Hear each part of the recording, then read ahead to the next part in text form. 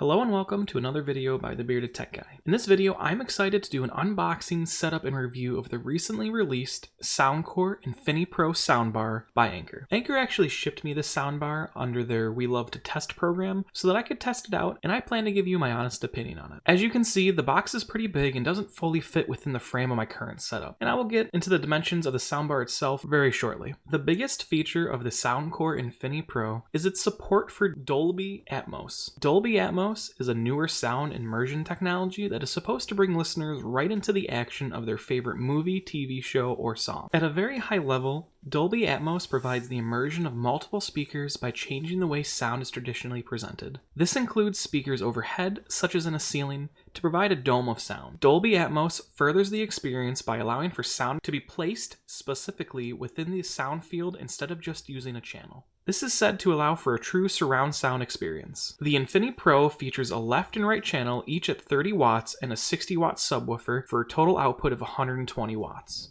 The InfiniPro features dual 3-inch built-in subwoofers that face upwards to provide 3D sound, all within a single piece of hardware. Along with the dual subwoofers, the soundbar also features integrated front-facing 2.5-inch mid-range drivers and 1-inch tweeters. The soundbar features Bluetooth 5.0 as well. Opening up the box, we can see that there isn't any unnecessary packaging material, which I personally like to see. I will say that everything looks good on the inside, even though the outside of the box looked a little beat up. On top, we will find our mounting brackets, accessory box, and manuals. Inside the accessory box, there is a remote control, HDMI 2.0 cable, power cord, and mounting screws.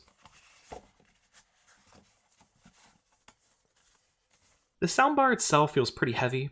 At 7.25 pounds, it definitely has a decent amount of weight to it. Overall, the soundbar feels really well made. All of the button controls are on the top of the soundbar, along with any indicator LEDs. I'm personally not a fan of the placement of the LEDs, as it would be sitting under my TV, so I'm never going to have any idea what settings are currently selected or if it's even on. So far though, that really is the only complaint I could find about the build quality of the soundbar. Real quickly, let's go over everything in the box one more time. You're going to get the soundbar itself, a warning booklet, the main manual, a wall mounting template, 2 wall mounting arms, 4 mounting screws, 2 AAA batteries, a remote control for your batteries, an HDMI 2.0 cable, and the power cord for the soundbar. The area on the back of the soundbar for all the different connections is nice and open, leaving ample room for all sorts of wires. On the far left, we have the power connection. The leftmost HDMI connection is HDMI in.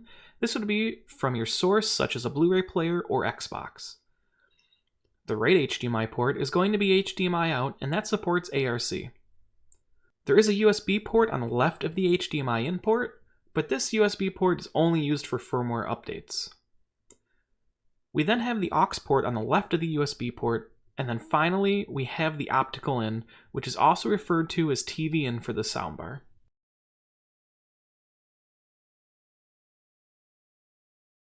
Overall, I like the recessed space inside the soundbar. It allows for the cables to be hidden and collected to allow for easy cable management. It also makes everything much more clean when it's actually sitting down.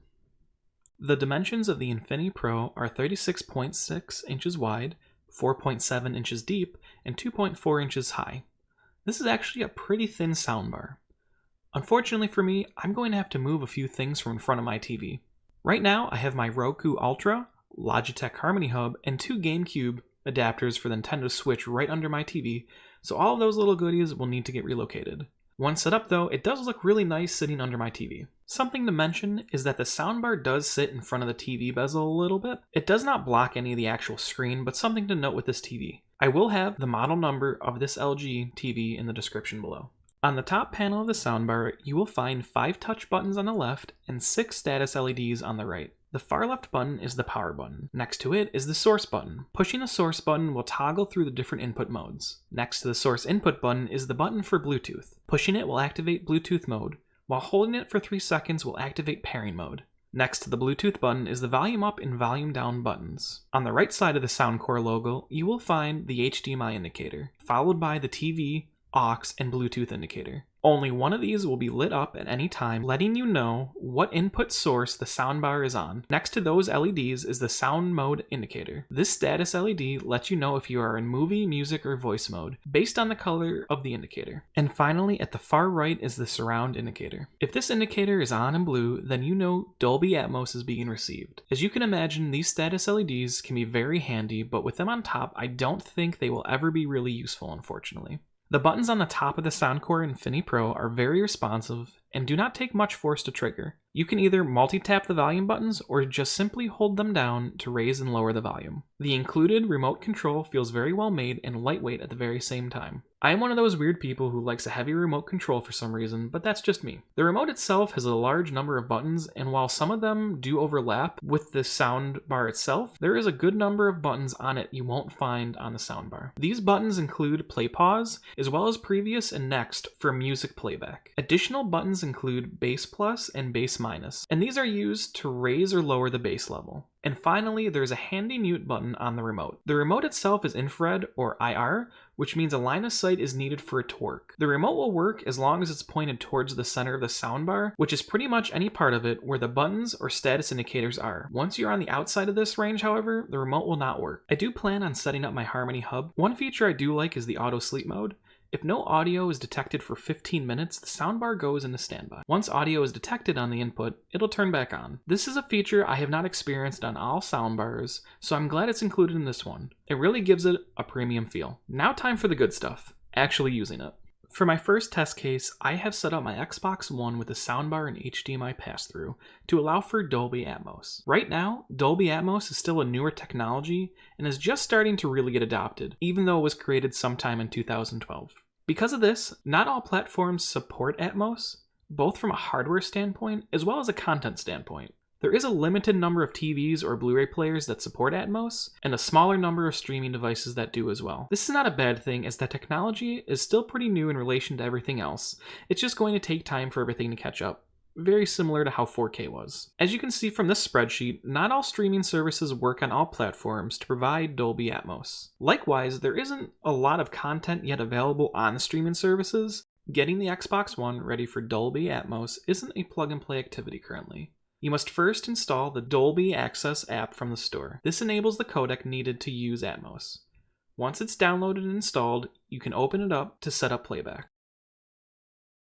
Setup itself is a little bit confusing. You don't actually have to pay for anything to use with the receiver, you only have to pay if you plan on using Atmos supported headphones. So first, you're going to scroll up to get Dolby Atmos, and this will open up a screen explaining a little bit about what's needed. Just click continue here.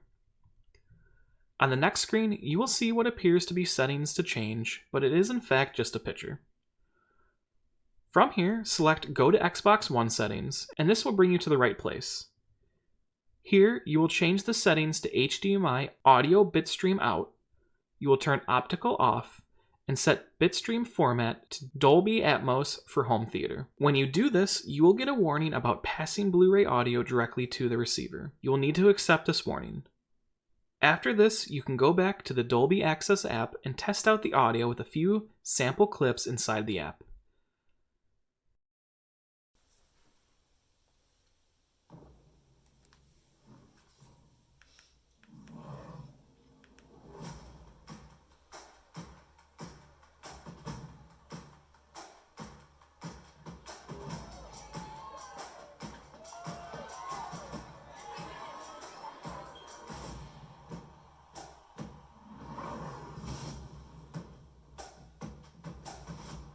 If you happen to not have Dolby Atmos enabled properly, then you will get a warning message on the screen letting you know. Even without Atmos, the soundbar still attempts its own form of surround sound, but you can hear a difference between the two. It won't be as noticeable, if at all, because this is through the microphone on my phone, but it's definitely a difference.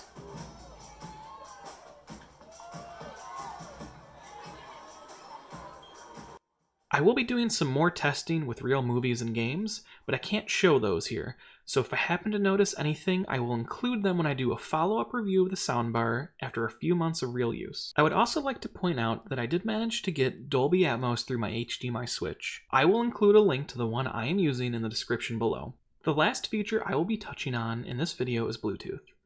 The Soundcore InfiniPro comes with Bluetooth 5.0. Bluetooth 5.0 is still pretty new, and I'm glad Anker decided to go with it, instead of some 4.x version. Luckily for me, I have a Google Pixel 3, so I will be able to take full advantage of Bluetooth 5.0. Setup is pretty easy. Just put the soundbar in pairing mode by holding the Bluetooth button for 3 seconds, and then pair from your phone. Once it's paired, you can play music through the soundbar directly.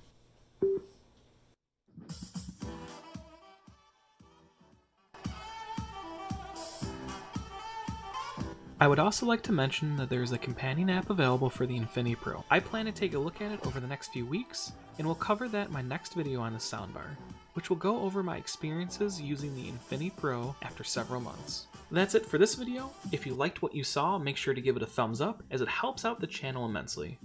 Make sure to also subscribe to stay up to date with all the new tech and gadget videos that will be coming out real soon. Thank you very much.